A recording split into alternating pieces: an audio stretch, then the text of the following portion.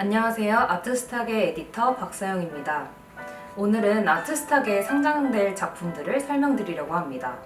예술품 투자를 시작할 때 이 작품이 무엇을 의미하는지 또 어떤 가치가 있는지 이해하기 어려우실 분들이 많으실 것이라고 생각합니다. 이런 점을 위하여 오늘 이 자리를 비롯하여 이 작품이 무슨 의미를 갖는지 또 어떤 가치를 갖는지를 설명드리고자 자리를 마련해 보았습니다. 그럼 지금부터 작가 설명 시작하도록 하겠습니다. 먼저 첫 번째로 소개드릴 작가는 강호생 작가입니다. 강호생 작가는 수묵화로 현대적이고 또 세련된 화면을 보여주는데요. 이런 강호생의 작품 중에서 The History of Light and Time은 물에 대한 작가의 섬세한 관찰과 반응으로 탄생되었습니다. 작가는 스미고 번지는 물의 속성을 통해서 시간을 물질로 환원하고자 했는데요. 굉장히 우연적이고 또 비정형적인 형태의 화면은 작가의 세밀한 관찰과 경영 아래 이뤄진 선택과 포착의 순간이라고 해석할 수 있겠습니다. 작품을 만들어내는 행위로서 전통과 현대 간의 미묘한 접점을 만들어내는데요. 이러한 강호생의 작업은 개성과 예술성 모두를 갖췄다고 평가받습니다. 강호생 작가의 두 번째 작품 The Travel of Light and Time은 수묵의 정교한 필선과 과감한 먹의 매력을 동시에 느낄 수 있는 작품이라는 점이 바로 그것인데요. 이러한 비정형 그리고 우연적인 화면 안에서 작가는 이들 사이를 유유자적이 가르는 스키워드를 그려넣어 그만의 위트를 가미합니다. 전통 수묵 기법과 극사실적 소재가 함께하는 The Travel of Light and Time은 구상과 추상 모두의 영역에 머물며 작가의 폭넓은 작업 세계를 잘 보여줍니다. 두 번째로 소개드릴 박인간의 작품은 새하늘 새 땅 시리즈입니다. 이 시리즈에서 작가는 비움과 선한 세상을 그려내려고 노력합니다. 사실 이 비움과 선한 세상이라는 개념은 현실 세계에서 불가능한 개념인데요. 비가시적인 관념을 가시적으로 드러내준다는 점에서 흥미롭습니다. 더불어 이는 유년 시절, 시공 유형 등 박인간 작가의 진한 작업관을 관통하는 가운데 그가 생각하는 완결적 이상형을 그린다는 점에서 의미 있다고 판단됩니다. 다음으로 소개드릴 작가는 신홍직 작가입니다. 신홍직 작가의 일출이라는 작업을 소개드릴 텐데요. 일출이란 작업은 직접 보지 않은 것은 그리지 않는다는 작가의 가치관이 녹아들어 있습니다. 그는 고집스러우리만큼 그릴 대상을 직접 보고자 했는데요. 그릴 장면을 마주해야만 그 생동감을 전달할 수 있다고 생각했기 때문입니다. 이런 그의 작품은 회화에서 가능한 질감의 극단을 보여주는 동시에 물감의 일렁거림으로 자유의 느낌을 선사한다는 점에서 매우 뜻깊습니다. 실제로 그는 3대째 미술을 업으로 삼고 있는 집안에서 키워졌다고 했는데요. 그런 탓일까? 진실한 감동을 전하고자 고수되는 그의 작업관과 또 작업 과정은 그의 작품을 한국 미술계에서 의미 있게 또 가치 있게 만듭니다. 이번에 소개드릴 작품은 예진영 작가의 윈드 시리즈입니다. 이 윈드 시리즈는 실제로 이번 키아프에서도 전시가 됐었는데요. 작가가 만들어내는 특유의 질감과 또 스케일로 많은 관객들의 관심을 끌었던 작품입니다. 이 예진영 작가의 작품은 다양한 재료를 사용하면서도 이 모두를 자연의 유려한 흐름으로 수렴시킨다는 점에서 흥미롭습니다. 작가는 우리의 삶 속 관계의 위치에 대한 이야기를 점토로 또 그런 감정의 충돌과 발산을 알루미늄으로 표현합니다. 이때 점토를 주무르거나 알루미늄을 두드리는 작업 과정은 어떤 고된 육체 노동을 수반하게 되는데 이는 관계로부터 파생된 상처, 그에 대한 감정의 토로와도 같다고 할 수 있습니다. 이처럼 관계 속 상처 그리고 스트레스라는 어떤 개인적인 경험을 관계의 덩어리로 연결시키는 그의 작업은 미시서사와 보편성 모두를 가로지른다고 설명할 수 있겠습니다. 더불어 현대인으로서 느끼는 고충을 전통적인 농담법으로 풀어냄으로써 그의 작품은 전통과 현대, 동양과 서양 모두를 아우르는 미학을 보여주며 예술적 가치가 매우 높다고 평가됩니다. 이번에 소개드릴 작품은 이존립 작가의 정원 시리즈 중 일부입니다. 이존립 작가는 인간과 자연이 공존하며 소통하는 모습을 그리는데요. 그림 속에서 인간과 자연은 조화로운 모습으로 하나로 어우러져 서로의 존재를 중거로 삼고 있습니다. 이를 좀 더 풀어서 말해보자면 인간은 자연으로 하여금, 자연은 인간으로 하여금 더욱 풍성한 색채와 서사를 갖게 되는 것입니다. 이처럼 이졸립 작가는 서정적이고 문학적인 화풍으로 스스로에게 위안을 주었던 정원의 풍경을 화폭에 옮겨놉니다. 이런 조화로운 풍경은 궁극적으로 행복의 단편을 서술하는 것으로 나아가는데요. 작가는 그러한 장면을 화폭에 꺼내놓음으로써 관객과 그 위안을 나누고자 합니다. 이번에 소개해드릴 작가는 임동훈 작가입니다. 임동훈 작가의 작품은 모두 무제로 제목이 정해져 있지 않는데요. 이런 작가의 작품을 나누는 분기점은 2018년도가 됩니다. 먼저 2018년도 이전으로 작가의 작품을 설명드리도록 하겠습니다. 임동훈 작가의 점들은 은은한 색채 위에서 춤추며 거대한 미리네를 이룹니다. 이때의 캔버스는 그러한 미리네를 머금은 공간으로서 거대한 우주와도 같습니다. 캔버스를 드넓은 공간으로 변모시킨 것은 다름 아닌 점찍기라는 행위입니다. 점을 찍는 행위는 새로운 공간의 직조이자 자기 존재의 검증법과도 같습니다.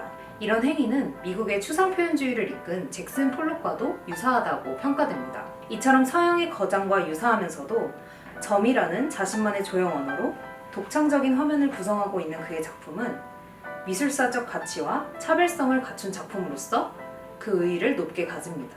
2018년 이후 임동훈 작가는 스며든 듯 비치는 움직임을 그려내는데 몰두합니다. 작가는 이런 움직임을 명확한 윤곽 없이 희석되고 번진 원들로 표현해냅니다. 이때 이들은 단순히 그려진 것이 아니라 수명 필름과 실리콘의 포개짐으로 표현되었다는 점이 흥미를 끕니다. 서양의 미니멀리즘을 연상시키면서도 동양 철학의 베이스를 둔 임동훈의 해당 작업은 동서양을 아우르는 가운데 작가의 작업 변천의 분기점이 된다는 점에서 매우 의미 깊습니다. 다음으로 소개드릴 작가는 임봉재 작가입니다. 먼저 임봉재 작가의 군상 시리즈에 대해서 소개드리겠습니다. 군상 시리즈는 임봉재 작가의 실험 정신의 함축판이라고 할 수 있겠습니다. 작가는 특정한 한 인물을 지칭하는 데서 나아가 반복과 직접의 방식으로 군상의 모습을 그려내기 시작했습니다. 군상을 이루는 형상들은 인간의 외피를 갖추긴 했으나 얽히고 설키는 과정에서 거대한 추상화로 수렴합니다. 이는 인체의 본질적 형상을 포착하려는 의지와 또 추상에 대한 갈망이 병존한 결과라고 볼 수 있겠습니다. 여기에 작가는 다양한 선의 굵기나 전묘 기법으로 형상에 입체감을 부여합니다. 이미 탄탄한 작업 세계를 구축했음에도 불구하고 끊임없이 새로운 화면을 구성하고자 하는 거장의 도전적인 면모가 군상으로 요약되고 있는 것입니다. 이번에 소개해드릴 임봉재 작가의 작업은 가족 시리즈입니다. 임봉재에게 가족이란 애정어린 대상이자 그림에 대한 그의 순수한 마음을 투영하는 소재입니다. 실제로 엄한 아빠, 자상한 엄마상은 꾸밈없이 즐겁게 그린다는 작가 노트가 이를 방증합니다. 그런 가족의 모습은 부드러운 필선과 또 따뜻한 색감으로 화폭에 옮겨져 가족이 되었습니다. 이처럼 가족은 가족에 대한 작가의 남다른 애정과 그의 평생의 관심사를 응축하고 있습니다. 이번에 소개해드릴 작가는 정충일 작가입니다. 정충일 작가의 에너지 순환 시리즈는 철학과 종교에 대한 작가의 관심과 실험 정신을 잘 보여줍니다. 본래 만물은 모두 하나였다는 창세기 내용에 기반하여 작가는 태초에 우리가 하나였던 순간을 이상으로 상정합니다.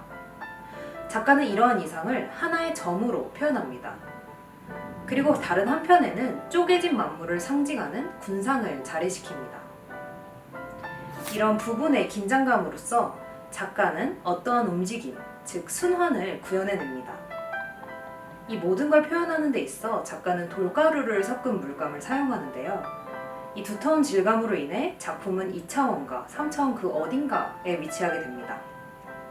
이처럼 고도의 철학과 종교관을 함축하면서도 또 실험적인 시각성을 추구했다는 점에서 정충일 작가의 작업은 그 예술적 가치를 높게 인정받습니다.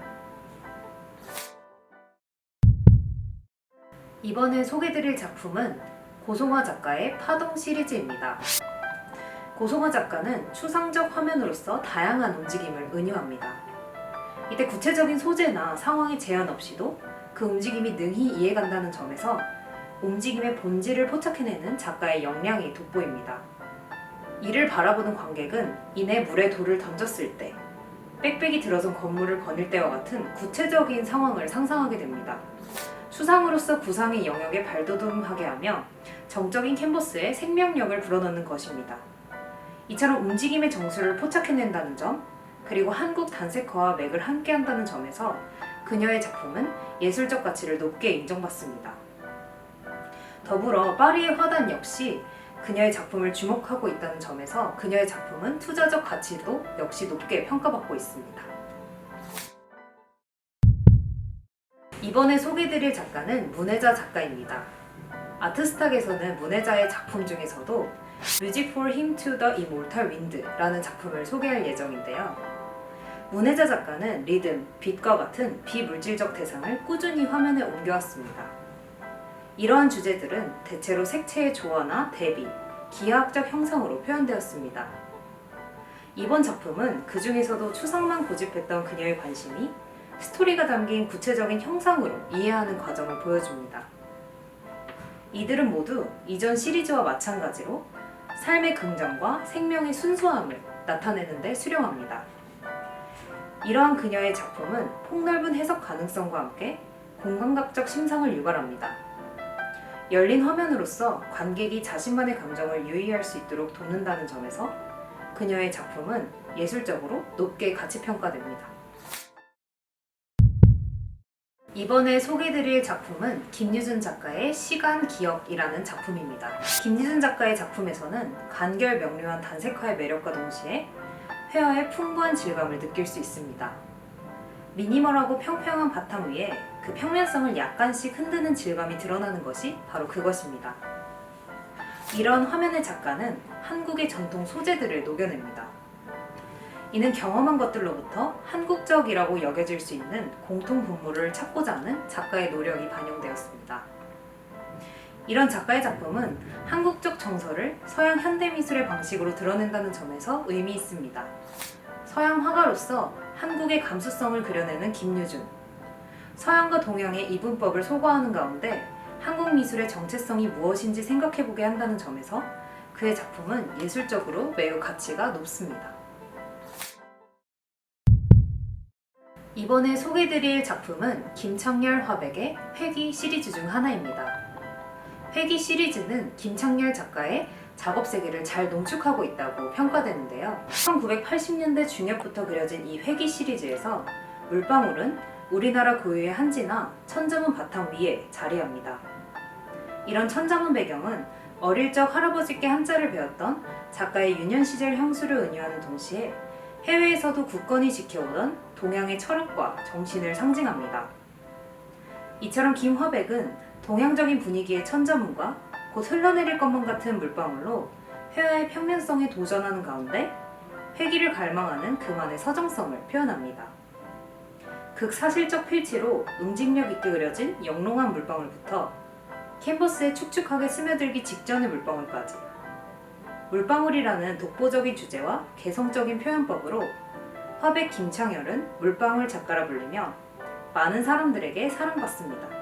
아트스탁에서는 회기 시리즈 중 하나를 소개하며 40년간 물방울에 천착한 김화백의 열정과 작업 세계를 선보이고자 합니다. 지금까지 총 11명의 작가의 28작품을 소개해드렸습니다. 생소한 작가도 있으실 테고 익히 들어보신 작가도 있으실 텐데요. 한국 미술이 세계 미술에서 지금 막 각광받고 있고 주목받고 있다는 점을 생각해보면 아트스탁에 상장될 작품 역시도 크게 가치평가될 여지가 충분하다고 생각됩니다. 앞으로 상장될 작품 역시 기대해 주시길 바라며 이상으로 작품, 작가 설명 마치도록 하겠습니다. 아트스탁의 에디터 박서영이었습니다. 감사합니다.